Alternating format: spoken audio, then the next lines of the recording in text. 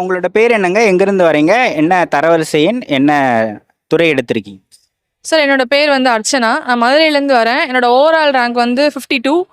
நான் இப்போ வந்து ஜூனியர் அசிஸ்டன்ட் இன் கமர்ஷியல் டாக்ஸஸ் வணிக வரித்துறை மதுரை சூஸ் பண்ணியிருக்கேன் சார். என்ன படிச்சிருக்கீங்க? சார் நான் வந்து UG BSc chemistry Madurai Thiagarajar காலேஜில் கம்ப்ளீட் பண்ணியிருக்கேன் சார். அவ்வளோதான். எந்த ஆண்டு டிஎன்பிஎஸ்சி பயணம் தொடங்கியது உங்களுக்கு? யூஜி முடிச்ச உடனே 2023 எண்டுலேருந்து படிக்க ஆரம்பித்தேன். ஃபர்ஸ்ட் இயர் ஃபுல்லாக இனிஷியலாக மதுரையில் கலைஞர் லைப்ரரி போய் படிச்சுட்டு இருந்தேன். அதுக்கப்புறம் மேலூர்லேயே ஸ்டடி சென்டர் ஒன்று ஓப்பன் பண்ணாங்க, நூலகம் மற்றும் அறிவுசார் மையம்னு. ஸோ ஒரு 2 இயர்ஸாக படிச்சுட்டு இருக்கேன். 2024 என்னோட ஃபர்ஸ்ட் அட்டம்ப்ட். இப்போ 2025 செகண்ட் அட்டம்ப்ட்ல எனக்கு கிடைச்சிருக்கு சார். போன முறை எவ்வளோ கேள்விகள் போட்டீங்க? இப்போ எவ்வளோ கேள்விகள் போட்டீங்க? ரெண்டுமே ஒரே கேள்விகள் தான் சார். போன வருஷம் 162, ஓவரால் ரேங்க் வந்து 11,000 தாண்டிடுச்சு. இந்த வருஷமும் அதே கொஷின்ஸ் தான், 162. இப்போ ஓவரால் ரேங்க் 52வது ரேங்காக இருக்கேன் சார். ஓகேங்க. கடந்த முறையை விட இந்த முறை ரொம்ப கடினமான கேள்விகள் இல்லையா? எப்படி நீங்கள் அணுகி படிச்சீங்க அப்படின்றத சொல்லுங்கள். தமிழுக்கு நீங்கள் எந்த மாதிரி படிச்சீங்க? என்ன புத்தகங்கள் படிச்சீங்க? வெளி புத்தகங்கள் எதுவும் படிச்சீங்களா? அதெல்லாம் சொல்லுங்கள். சார் என்னன்னா, குரூப் 2A மெயின்ஸ் நடந்துச்சு மார்ச் மாதமோ ஏப்ரல் மாதமோ. அப்பயே தமிழ் வந்து ரொம்ப டஃப்பாக கேட்டுட்டாங்க. ஸோ குரூப் 2A மெயின்ஸில் பார்த்துட்டேன் எந்த மாதிரி மாடல் வரப்போகுது அப்படின்ட்டு. ஸோ சிலபஸ் சேஞ்ச் பண்ணிட்டாங்க.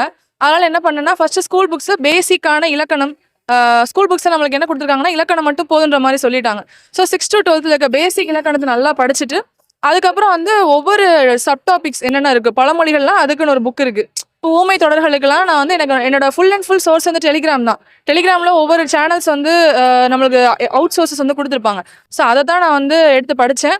என்னோட உழைப்பாக மயங்கொலிகள், பழமொழிகள், ஒரு ஊமை தொடர், விலங்குகளோட இளமை பெயர்கள், இதெல்லாம் வந்து நம்ம எக்ஸ்ட்ரா சோர்ஸ் தான் படிக்க வேண்டியதாக இருந்துச்சு.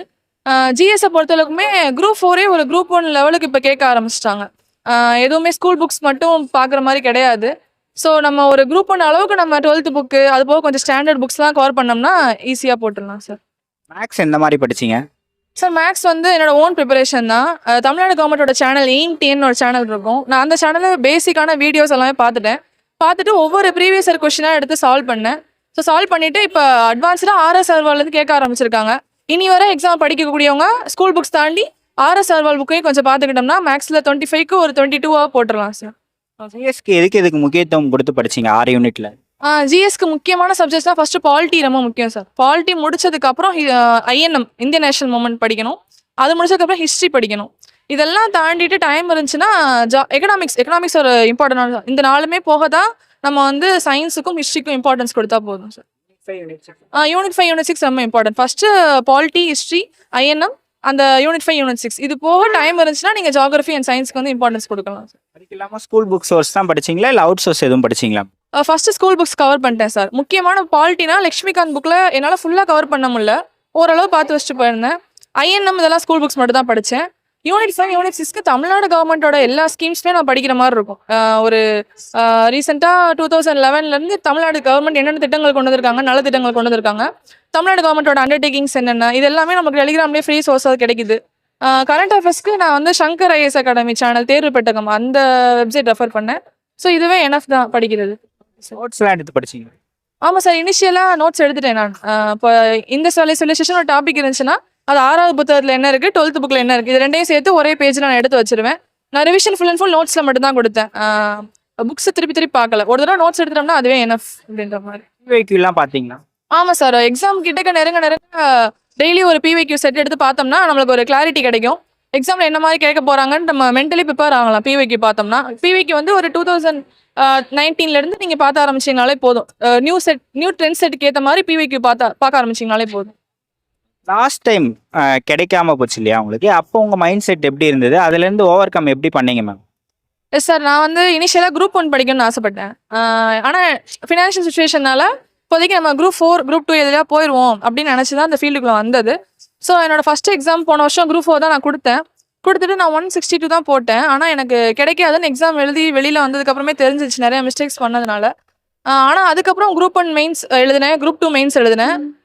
பட் எதுவுமே கிளியர் ஆகலை. அந்த ஒரு வருஷத்தில் எனக்கு எல்லா எக்ஸாமே கையை விட்டு போகிற மாதிரி ஆயிடுச்சு. வீட்லேயும் கொஞ்சம் ஏஜ் ஆகுதுன்ற ப்ரெஷர் போட்டனால இந்த ஒரு அட்டெம்ப்ட் எனக்கு கொடுங்க அப்படின்னு சொல்லி தான் நான் படிக்க ஆரம்பித்தேன். ஒரு குரூப் 4 எக்ஸாமுக்கு ஒரு குரூப் 1 லெவலுக்கு எந்த அளவுக்கு ப்ரிப்பேர் ஆவாங்களோ அந்த அளவுக்கே நான் படிக்க ஆரம்பித்தேன். ஏன்னா எதையுமே குரூப் 4 குரூப் 1 நம்ம செப்பரேட் பண்ணி படிக்கக்கூடாது. எல்லாமே டிஎன்பிஎஸ்சி எக்ஸாம்ஸ்ன்ற மைண்ட் செட்டில் படிக்க ஆரம்பித்தேன்.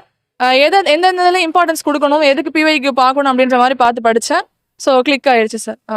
இப்போ நம்ம தோல்வியில் இருக்கும்போது யாருமே நம்மளை நம்ப மாட்டாங்க, யாருமே நம்மளை சப்போர்ட் பண்ண மாட்டாங்க. ஜெயிச்சிட்டா எல்லாருமே கூட இருப்பாங்க. இப்போ தோல்வியில் இருக்கும்போது போதும் விட்டுரு, உங்கள் கேர்ளாக இருந்தால் மேரேஜ் பண்ணிக்க அப்படின்னு ப்ரெஷர் பண்ணுவாங்க. அதெல்லாம் எப்படி ஹேண்டில் பண்ணீங்க மேம்? Yes sir. ஜெயிச்சாதான் கொண்டாடுற உலகம் அது. நம்மளை வந்து நம்மளே மோட்டிவேட் பண்ணிக்கணும். ஏன்னா இப்போ என்னை நோட் பண்ணுறவங்க போன வருஷம் யாருமே என்னை நோட் பண்ணலை. இப்போ என்ன படிச்சுக்கிட்டே இருக்கியா, 2 வருஷம் படிக்கிறியா அப்படின்னு சொன்னவங்க அதிகம். டிஎன்பிசி படிக்கிறேன்னு சொன்னோடனையும் டிஎன்பிசியா 10 வருஷம் ஆகும், 15 வருஷம் கூட ஆகும், பொண்ணுங்களுக்கு செட் ஆகாத ஜேர்னி அப்படின்னு சொன்னவங்களும் அதிகம். ஸோ நம்ம என்ன பண்ணணும்னா நம்மளோட கெரியர் டெசிஷன் நம்ம கரெக்டாக எடுத்திருக்கோம். ஒரு யூஜி முடிச்சோடனே டிஎன்பிசி போகணும்னு டெசிஷன் கொடுத்தது நம்ம. அப்போ இந்த டெசிஷனில் நம்ம மேலே போகணுன்றது நம்மளோட கடமை. ஸோ அதை உள்வாங்கிக்கிட்டு சுற்றி இருக்கவங்க அப்பா அம்மா relatives pressure, friends peer pressure, அவங்கவுங்களாம் வேலைக்கு போயிருப்பாங்க ஐடி கார்ப்பரேட்னு. ஸோ யாரோட ப்ரெஷரையும் எடுத்துக்காமல் என்னோட கெரியர் இதுதான், நான் இதெல்லாம் போவேன்னு நம்ம ஹார்ட் ஒர்க் பண்ணி ஒரு டிட்டர்மைண்டாக படித்தோம்னா கண்டிப்பாக போயிடலாம் சார். ஓகே. ஃபேமிலியிலலாம் சப்போர்ட் பண்ணாங்களா மேடம்? Yes sir. அப்பா அம்மா ரொம்ப சப்போர்ட் பண்ணாங்க. ரிலேட்டிவ் சைட்லேருந்து கொஞ்சம் என்ன எத்தனை வருஷம் தான் படிப்பீங்க அப்படின்னு கேட்டாங்க. அப்பா அம்மா பெரிய சப்போர்ட் சார் எனக்கு. அவங்க என்ன ஆனாலும் படி, ஏதோ ஒரு வேலை வாங்கிடலாம் நம்ம அப்படின்னு சொன்னாங்க. அதனால ஒன்றும் பிரச்சனை இல்லை. எக்ஸாம் ஹாலில் என்னென்ன மிஸ்டேக்ஸ்லாம் பண்ணக்கூடாது மேம்? சார் எக்ஸாம் ஹாலில் ஃபஸ்ட்டு ஓஎம்ஆர் தான் நம்மளுக்கு முக்கியமான ஒன்று. ஓஎம்ஆர் ப்ராக்டிஸ் வந்து நீங்கள் எக்ஸாமுக்கு ஒரு 1 மந்த் முன்னாடி எடுக்க ஆரம்பிச்சிடணும். டெய்லியும் ஒரு டெஸ்ட் போட்டு நம்ம ஓஎம்ஆரில் என்னென்ன மிஸ்டேக்ஸ் பண்ணுறோம் அந்த ஷேட் பண்ணுறது கரெக்டாக அந்த ரவுண்ட் ஷேடில் பண்ணணும். டைம் மேனேஜ்மெண்ட் ரொம்ப ரொம்ப முக்கியம். ஒரு 3 hours எக்ஸாம்னா 3 செக்மெண்ட்டாக பிரிச்சுக்கணும். ஒரு 1 hour தமிழுக்கு, 1 hour ஜிஎஸ்க்கு, 1 hour மேக்ஸுக்கு அப்படின்னு பிரிச்சுக்கணும். அந்த 1 hour லிமிட்டை தாண்டி போயிடக்கூடாது. இப்போ இந்த வாட்டி குரூப் 4 எழுதின நிறைய பேர் பண்ண மிஸ்டேக் என்னன்னா, ஒரு 2 மணி நேரம் தமிழுக்கே எடுத்துக்கிட்டாங்க. நீங்கள் தமிழ் கஷ்டமோ ஈஸியோ அந்த 1 hour இல்லை மிஞ்சி போனால் 1.25 மணி நேரம் அவ்வளோதான் தமிழுக்கு எடுத்துக்கணும். ஏன்னா தமிழ் 100 கொஷின் தான், மீதி 100 கொஷின் நம்மளுக்கு வந்து ஜிஎஸ் ப்ளஸ் மேக்ஸில் இருக்குது. ஸோ அதுதான் நம்மளுக்கு வந்து ரொம்ப முக்கியமான ஒன்று. ஸோ எல்லாத்தையுமே டைம் மேனேஜ்மெண்ட் பண்ணி தெரிஞ்சிருக்கணும், பதட்டம் இல்லாமல் பார்த்துக்கணும். கடைசி ஒரு 1/2 hour முன்னாடியே ஷேட் பண்ண ஆரம்பிச்சிடணும். அந்த ஓஎம்ஆர் ப்ராக்டிஸ் இருந்துச்சுன்னா நம்மளுக்கு ஷேடிங் மிஸ்டேக்ஸ் எதுவுமே வராது. ஸோ எக்ஸாமில் வேறு எந்த இதுவுமே இல்லாமல் எக்ஸாம் பேப்பர் மட்டும் ஃபோக்கஸ் பண்ணி நம்மளுக்கு கஷ்டம்னா எல்லாருக்கும் கஷ்டம், நம்மளுக்கு ஈஸினா எல்லாருக்கும் ஈஸி அப்படின்ற மைண்ட் செட்டில் போனோம்னா எக்ஸாம் மிஸ்டேக்ஸ் அவாய்ட் பண்ணிக்கலாம் சார். இப்போ தமிழ் பற்றி பேசுகிறோம். தமிழில் வந்து எல்லாரும் அவுட் சோர்ஸு ஸ்கூல் புக்ஸ்லேருந்தே வரல அப்படின்றத சொல்கிறாங்க. அப்படின்னா இப்போ அவங்க இந்தந்த புக்ஸை படிங்கன்னு டிஎன்பிசி எதுவும் ரெஃபர் பண்ணல, அவங்க சிலபஸ் தான் கொடுத்துருக்காங்க. அந்த சிலபஸ்லேருந்து நம்ம ஏதாவது ரைஸ் பண்ணோன்னா நாங்கள் சிலபஸ்லேருந்து கேட்டோன்னு அவங்க சொல்லிட்டு போயிட்டோம். அப்போ நம்ம தான் நம்மளை அப்டேட் பண்ணிக்கணும் இல்லையா? அதுக்கு நம்ம என்ன மாதிரி நம்மளோட ப்ரிப்ரேஷன்ஸை அடுத்த கட்டத்துக்கு கொண்டு போகிறதுக்கு என்ன பண்ணணுங்க? சார் பேசிக்காக சிலபஸ் மாற்றிட்டாங்க. நம்மளுக்கு தெரிஞ்ச அளவுக்கு ஸ்கூல் புக் கண்டென்ட்டே கிடையாது, சிம்பிளிஃபை ஆக்கிட்டாங்க. ஆனால் சோர்ஸ் வந்து நீண்ட காலமாக போய்கிட்டே இருக்குது, எங்கே போய் முடியும்னே தெரியாத அளவுக்கு போயிட்டு இருக்கு. ஸோ நம்மளை எந்த அளவுக்கு அப்டேட் பண்ணணும்னா, இது வரைக்கும் டிஎன்பிஎஸ் எல்லாம் மெமரைஸ் பண்ணால் போதும், அட்டு படித்தா போதும், நீங்கள் எடுத்துடலான்ற மாதிரி இருந்துச்சு. அந்த மாதிரி இல்லாமல் ப்ரெசன்ஸ் ஆஃப் மைண்டு, ஒரு கொஷின் கொடுத்து இந்த 4 ஆப்ஷனில் கேட்டால் இது இப்படி வரும்னு ஆப்ஷன் எலிமினேஷன் மெத்தட் நம்ம கற்றுக்கணும். இந்த 2 ஆப்ஷன் வராது, மீதி 2 ஆப்ஷனில் ஏதோ ஒன்று வரப்போகுது, அதை நம்ம ப்ரெசன்ஸ் ஆஃப் மைண்டில் யோசிச்சு போகிற அளவுக்கு தெரிஞ்சுக்கணும். எக்ஸ்ட்ரா சோர்சஸ் நிறையா தேடி போகணும் சார். அவங்க இப்போ குரூப் 2 குரூப் 4 நடந்து முடிஞ்ச குரூப் 2 குரூப் 4லேருந்தே நம்மளுக்கு தெரிஞ்சிருக்கும் எது எக்ஸ்ட்ரா சோர்சஸ் எது இதுன்ட்டு. ஸோ ஒவ்வொரு மரபு தொடருக்குன்னு ஒரு புக் இருக்குது, பழமொழிகளுக்குன்னு ஒரு புக் இருக்குது, தேவனைய பாவனர், இந்த மாதிரி அறிஞர்கள் பற்றின ஒரு புக் இருக்குது. ஸோ எல்லாத்தையும் நம்மளை கம்ப்ளீட்டாக படிக்க முன்னாடி கூட எல்லாத்துலேயும் ஒரு 50 to 75% நம்ம கம்ப்ளீட் பண்ணிட்டு அடுத்த எக்ஸாம் கொண்டு போகணும். ஸோ இனி வரும் காலங்களில் டிஎன்பிஎஸ்சி எக்ஸாம் வந்து எப்படி ஆகிட்டாங்கன்னா, ஒரு எஸ்எஸ்சி யூபிஎஸ்சி மாதிரி நீங்கள் இன்டெகிரேட்டடாக எல்லா புக்ஸையும் படிக்கணும், எல்லா ஃபீல்ட்லையும் தொட்டு வைக்கணும், எந்த யூனிட்டையும் நம்ம விட்டு வச்சுட்டு போகக்கூடாது. சில பேர் இருப்பாங்க, எனக்கு பாலிட்டி நல்லா வரும், நான் ஹிஸ்ட்ரி நல்லா படிக்க மாட்டேன் அப்படின்ட்டு போவாங்க. அப்படி இருக்கக்கூடாது. எல்லா டாப்பிக்கும் நீ தெரிஞ்சோ தெரியலையோ உன்னால் 100% கம்ப்ளீட் பண்ண முன்னாடி கூட ஒரு 50 to 75% நீங்கள் கம்ப்ளீட் பண்ணிட்டு போனீங்கனாலே ஒரு அப்டேட்டடாக நீங்கள் இருப்பீங்க. ஸோ இதுவே போதுமானது. Okay sir. தமிழில் எவ்வளோ கேள்விகள் போட்டீங்க மேம் இப்போ நடந்ததில்? நான் 85 கொஸ்டின்ஸ் சார். ஆமாம். கடந்த முறை கிடைக்கல, இந்த முறை ஃபர்ஸ்ட் ரேங்க், அதாவது முதல் நாள் வரவங்களுக்கே கிடைச்சிருக்கு. ஃபர்ஸ்ட் பேட்ச்லேயும் வந்துருக்கீங்க, 50க்குள்ளே ரேங்க் எடுத்துறீங்க. எப்படி இருந்தது உங்களுக்கு ரிசல்ட் பார்க்குறப்ப? எப்படி இருந்ததுங்க? ரொம்ப சந்தோஷமா இருந்துச்சு சார். ஏன்னா தொடர் தோல்விகள் group 4, group 1 mains, group 2A mains, group 2 mains, இப்படி 4 ஒரே வருஷத்தில் எல்லாமே எனக்கு கிடச்சிச்சு ஃபர்ஸ்ட் அட்டம்ப்ட்லேயே. ஆனால் எல்லாமே தோல்வியில் முடிஞ்சப்ப என்னோட ஃபைனல் ஹோப்பாக குரூப் 4 இருந்துச்சு. ஏன்னா குரூப் 4 பாஸ் பண்ணிட்டோம்னா ஒரு பேக்கப்பாக வச்சுக்கிட்டு நம்ம ஒரு கான்ஃபிடென்ஸாக அடுத்து குரூப் 2 குரூப் 1 படிக்கலான்ற மைண்ட் செட்டில் தான் எக்ஸாம் ஹாலுக்குள்ளே போனேன். அது எனக்கு கிளிக் ஆகிடுச்சு இந்த வாட்டி. அது ரொம்ப சந்தோஷமாக இருந்துச்சு. ஏன்னா டாப் 100க்குள்ளே வரதுன்றது ஒரு ட்ரீம் மாதிரி தான். இது எனக்கு இன்னொரு கிடைக்குமா இல்லையான்னு எனக்கு தெரியாது.